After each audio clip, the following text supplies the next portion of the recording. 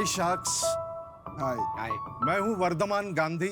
मैं हूँ साई और मैं हूँ अर्नव और वी आर टीम मीटियर। आज हम आए हैं 30 लाख रुपीस के लिए in exchange of 5% of a company. Sharks, हमेशा से हमें एक सवाल रहा है, पहले मुर्गी आई या अंडा? हमारे लाइफ में तो पहले मुर्गी आई। पूछो कैसे? कैसे? 7 साल पहले हमारे डैड ने 15 मुर्गियों को घर लाया था। तब वो 15 मुर्गियों को हमने बड़े प्यार से संभाला था। एक दिन वो 15 मुर्गियों में से एक मुर्गी ने एक अंडा दिया, ब्राउन एग। वो ब्राउन एग हमने 50 रुपए को बेचा, सिर्फ एक अंडा। एक अंडा? Yes, that was the turning point of a life. उसके बाद हमने कभी पीछे मुड़ के नहीं देखा। आज हमारे पास 20,000 मुर्गियां हैं। क्या? वाह। शार्क्स, 6 साल हुए, बड़े बड़े ब्रांड्स और बड़े बड़े कंपनीज और बड़े बड़े सप्लायर्स को सप्लाई करते आ रहे हैं, बट हमने सोचा क्यों ना हम हमारे फार्म से डायरेक्ट कस्टमर को सेल करें। और तभी मीडिया की शुरुआत हुई। आज हम टेक्नोलॉजी का पूरा यूज करके हमारे फार्म से डायरेक्टली कस्टमर के डोरस्टेप पे डिलीवर किया जाता है। हमारे मुंबई में 9 हब्स है, पूना में 3 हब्स है, जिसके थ्रू हम डिलीवरी करते हैं। इसके अलावा हमारी मुर्गियों को ना नॉर्मली ओपन एनवायरनमेंट में घूमने को दिया जाता है। वो फ्रूट्स एंड वेजीज खाते हैं, वर्म्स खाते हैं, इंसेक्ट्स खाते हैं for additional nutrition. And you know what's the best part, हमारे एग्स में से स्मेल नहीं आता है। एंड सो वो जो अंडा है वो छोटे बच्चों से लेके सीनियर सिटीजन्स तक बिना हिचकिचाहट के, बिना हेजिटेशन के खाते हैं। आपने कहा आपके एग में प्रोडक्ट में स्मेल नहीं आती।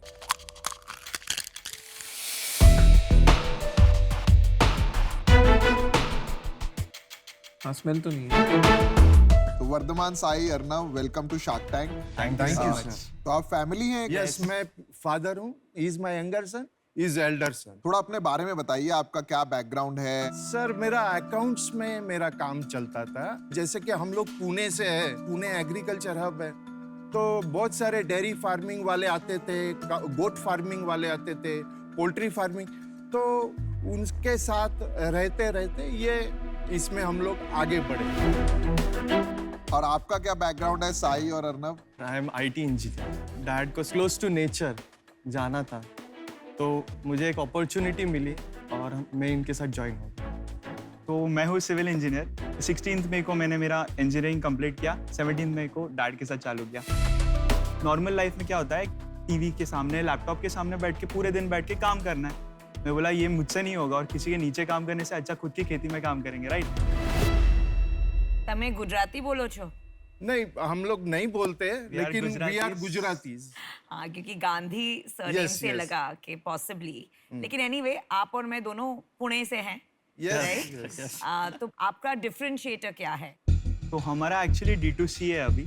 आज हम आए आपको, हमारा B2B तो सेट है, बट हमें ऐसा लगता है कि 6 साल अभी सप्लाई किया, वाइट लेबलिंग का काम किया, वाई नॉट खुद का नाम करें। So that's when meteor started.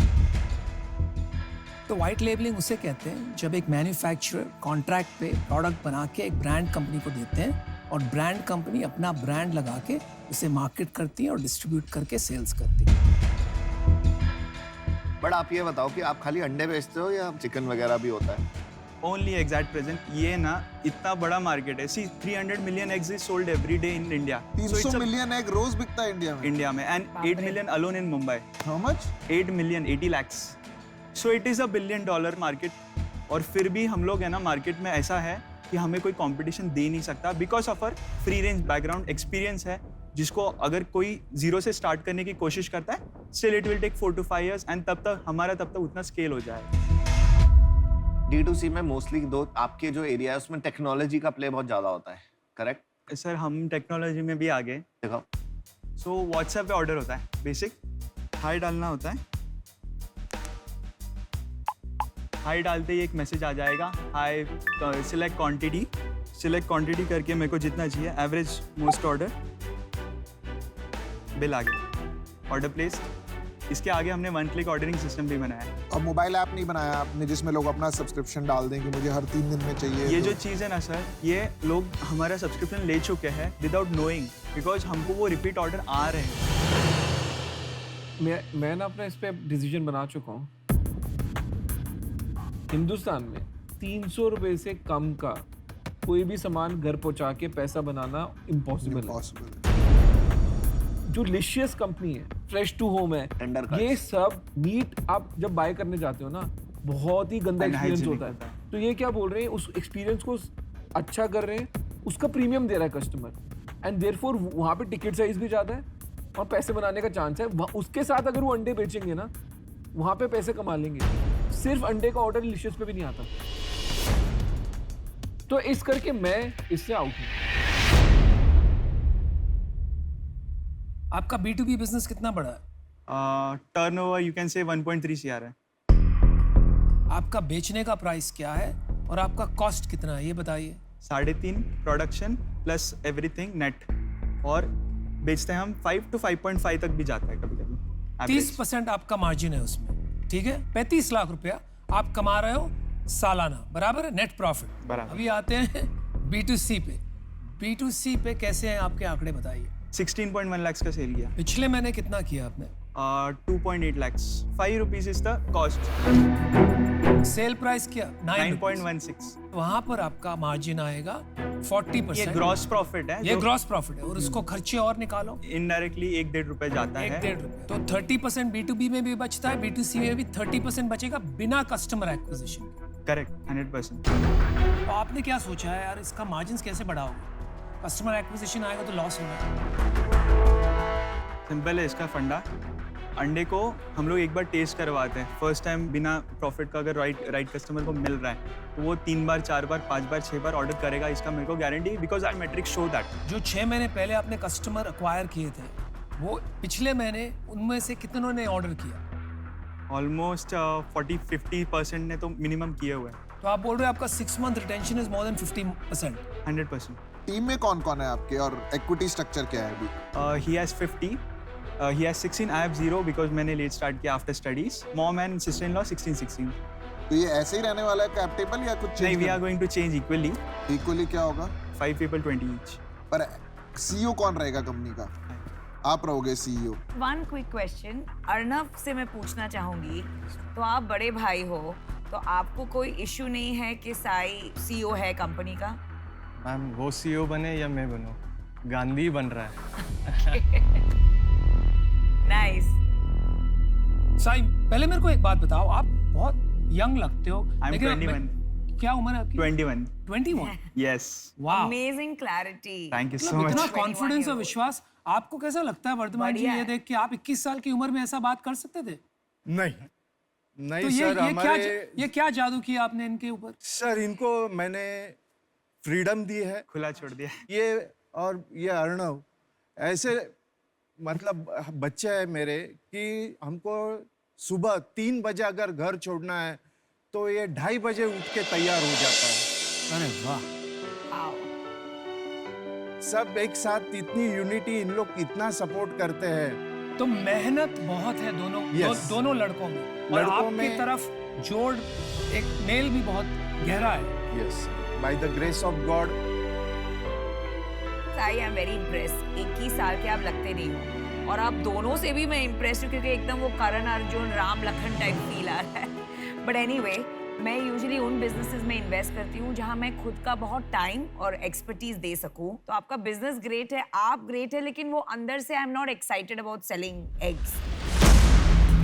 उस रीजन से I am out. Wish you the best. Thank you so much. Thank you. आपके 2 बिजनेस है, B2B और B2C। आप फंडिंग लेना चाहते हो B2C में, मतलब B2B आपकी कंपनी अलग दोनों है। अलग कंपनी है। 2 चीजें हैं, एक तो आपको ये दोनों बिजनेसेस को मर्ज करना पड़ेगा। ओके।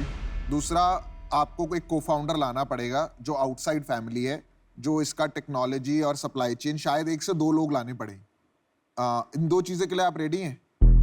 तो ऑफर Co-founder हमारा, for- मेरा और अमन का एक जॉइंट ऑफर है आपके लिए। Of course technology is good, but first part co-founders. Co-founders मैं बताता हूँ अर्णव क्या है। देखो, आपको टेक टीम बनानी पड़ेगी पहला। दूसरा, आपका जो बिजनेस मॉडल है ना, खाली अंडों से नहीं चलेगा। अंडों के साथ आपको 10 चीजें और डालनी पड़ेगी। जो आगे बिजनेस आ रहा है ना, वो है मीट भी इंक्लूड करके। चाहे आप अभी करो, चाहे आप 1 साल बाद करो, वो बिजनेस आपको थोड़ा एक्सपैंड करना पड़ेगा। यू आर सेइंग हम लोग चिकन इंट्रोड्यूस करो मीटियोर में। आपको चिकन भी इंट्रोड्यूस करना है, आपको उसके साथ आपको ऐप बिल्ड करना है, टेक्नोलॉजी, वो ऐसे बिजनेस चले। साई, मेरा सोचना थोड़ा सा अलग है, तो मैं आपको बता देता हूँ। ये आपका फैमिली बिजनेस है, और मुझे लगता है अगर आप 6th कोई को-फाउंडर लाओगे टेक्नोलॉजी का, तो मुश्किल हो जाएगा, क्योंकि इसमें टेक्नोलॉजी का इतना बड़ा काम नहीं है। मुझे लगता है ऑपरेशंस का बहुत बड़ा काम है, लॉजिस्टिक्स का बहुत बड़ा काम है। आपका सबसे बड़ा स्ट्रेंथ है प्रोडक्शन, राइट, सही बात है कि नहीं? 100%। उसको कैसे लेवरेज करना है और बड़ा बिजनेस बनाना है, वो मैं सोच सकता हूँ आपके साथ एडवाइजर बन के। पीयूष और अमन तो आप आपको ऑफर देने वाले हमारा हैं? ऑफर है, हम तो हमारा ऑफर है आपके लिए, बोथ ऑफ यू। या तो हमारा ऑफर है 30 लाख, बट हम आज 20% लेना चाहेंगे।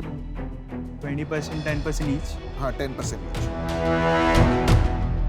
ऑफर मेरा सेम है, मैं 30 लाख दूंगा फॉर 20%, क्योंकि मैं सोचता हूँ इसमें बहुत काम है एंड इसमें मल्टीपल्स बनाना है, मार्जिन बनाना है, तो इसी तरह बन सकता है। You sure sure.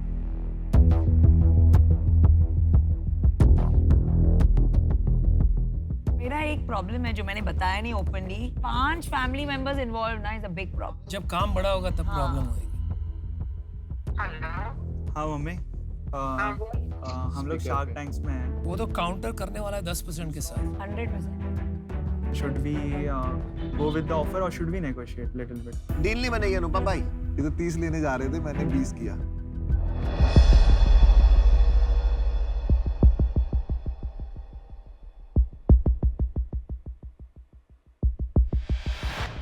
$30 for 14, both of you. हमारे पास एक डिफरेंट ऑफर है आपके लिए जो शायद काम करेगा। हम आपको 30 लाख ही देंगे, 20% लेंगे पर तीनों sharks I. Three of all. हाँ, पर ये अब नेगोशिएट नहीं करेंगे, हाँ या ना।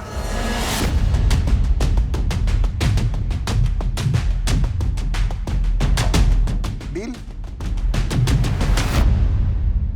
Yes. डील पक्की? Yes, yes. चलो हमारे पास भी हो गई मुर्गियों का फार्म।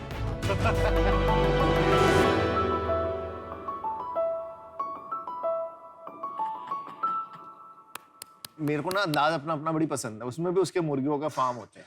उसमें कहता है हम पता है क्या करेंगे, हमारे मुर्गियों के फार्म होते हैं, उसमें हजारों अंडे के लाखों आमलेट के साथ हमारे ब्रेड की भी फार्म होगा।